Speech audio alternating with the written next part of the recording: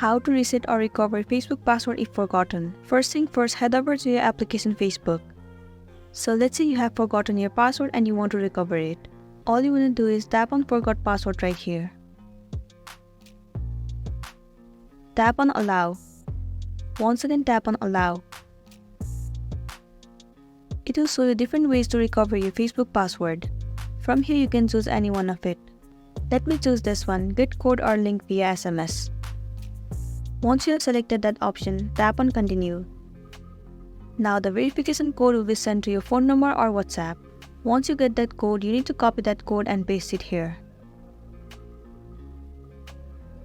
And then tap on Continue. Now finally you are on the page where you'll get to change your password. In this section, enter the new password. Once you have entered, tap on Continue.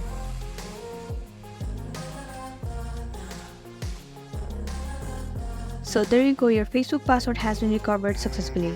Well, that's it, and this is simply how you can reset or recover your Facebook password if forgotten. I really hope this video is gonna be helpful for you. Thank you for watching it till the end.